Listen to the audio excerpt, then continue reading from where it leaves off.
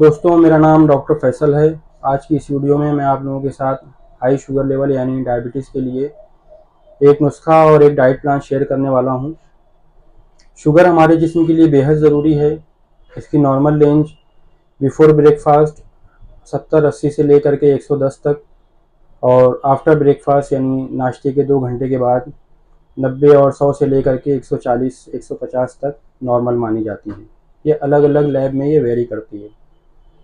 Diet के ऊपर जाने से पहले मैं आप लोगों को बता दूं कि अगर आप इंटरनेट पर या किसी डॉक्टर से अगर सलाह लेंगे तो या तो वो इतना कॉम्प्लिकेटेड डाइट प्लान बता देते हैं और या तो वो इतना कॉस्टली प्लान बता देते हैं कि हर आदमी उसको अफोर्ड नहीं कर पाता और उसको रोज़ फॉलो नहीं कर पाता।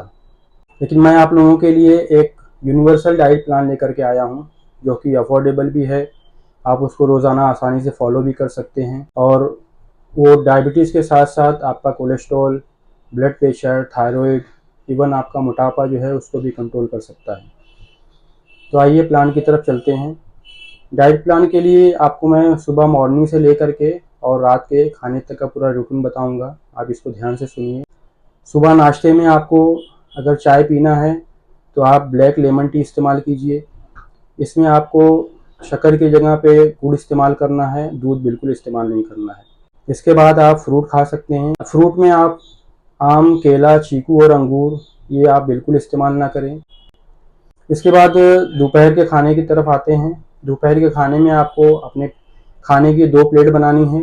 एक प्लेट में आपको सिर्फ सलाद रखना है। सलाद में आप ककड़ी, टमाटर, गाजर, शलजम, प्याज, पत्ता गोभी ये सारी चीज़ें इस्तेमाल कर सकते हैं। नमक उसमें बिल्कुल नहीं डालना है, इसमें थोड़ा सा नींबू आप निचोड़ सकते हैं। दूसरी खाने की जो आपकी प्लेट है उसमें आप रोटी रोटी के लिए ध्यान रखिए कि रोटी आपकी गेहूं और मैदे की ना हो। बाजरा या मकई की रोटी है, आप वो इस्तेमाल कर सकते हैं। कोई वेजिटेबल आप इस्तेमाल ले लीजिए, दाल ले लीजिए और थोड़ा सा राइस यूज़ कर सकते हैं। शाम में आप अगर आपको चाय पीनी है तो फिर से वही मॉर्निंग वाली लेमन टी आप इस्तेमाल कर सकते हैं, without sugar, without milk. Sugar की जगह आपको गुड़ इस्तेमाल करना है। रात के खाने में आपको फिर वही रूटीन फॉलो करनी है दोपहर वाली। एक प्लेट में सलाद लेना है, एक प्लेट में आपका खाना। लेकिन इस बार आप रात में खाने में चावल बिल्कुल इस्तेमाल नहीं करेंगे। ये हमारी पूरे दिन की रूटीन हो गई है। इसके बाद जो है सबसे अहम चीज़ कि आपको शक्कर का बिल्कुल इस्तेमाल नहीं करना है। शक्कर हो या शक्कर की बनी हुई कोई भी चीज़ हो, बेकरी आइटम हो, बिस्किट हो, आइसक्रीम हो, मिठाई हो, ये सारी चीज़ें आपको अवॉइड करनी है। रोज़ाना आपको कम से कम पौना या 1 घंटा जो है पैदल चलना है। थोड़ा तेज़ चलेंगे तो ज़्यादा बेहतर है, या अगर धीरे धीरे भी चलती हैं तो 1 घंटा आप रोज़ाना चलिए। ये बहुत ही आसान रूटीन है, आप डेली उसको फॉलो कर सकते हैं। अगर आप इसको रेगुलर फॉलो करेंगे तो इंशाल्लाह बहुत हद तक शुगर आपकी इसी से कंट्रोल हो जाएगी। अगर इससे कुछ कसर रह जाएगी तो फिर इंशाल्लाह मैं जो नुस्खा बताने वाला हूँ आप उसको इस्तेमाल करवाइए, इंशाल्लाह शिफा मिलेगी आपको। आइए अब नुस्खे की तरफ चलते हैं। इस नुस्खे में कुल 6 जड़ी बूटियाँ शामिल हैं। देखिए, पहले नंबर पर है, इसे चिरायता तल्ख कहा जाता है। इसमें 2 क्वालिटी आती है, एक देसी होता है और एक आसाम से आता है। आपको आसाम वाला चिरायता लेना है, देसी चिरायता बिल्कुल नहीं लेना है। इसका वज़न हमें लेना है 100 ग्राम।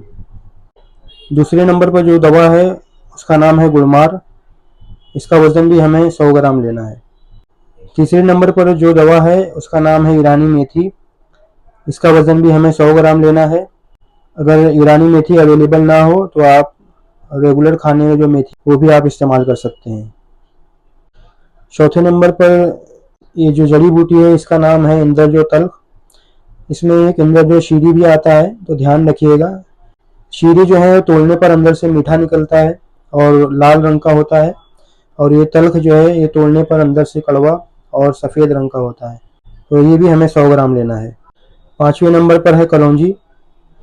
इसका नाम तो आप सभी जानते होंगे, इसका इस्तेमाल करना सुन्नत भी है। इसका वज़न भी हमें 100 ग्राम लेना है। छठे नंबर पर है हल्दी।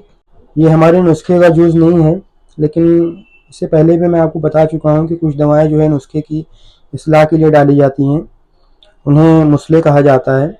इस नुस्खे में जो भी दवाएं इस्तेमाल हो रही हैं वो तकरीबन मिजाजन ठंडी हैं, तो बरूदत का असर ना आए और जिसमें कोई सर्दी का असर ना हो, इसके लिए हम हल्दी को इसमें ऐड कर देते हैं नुस्खे में।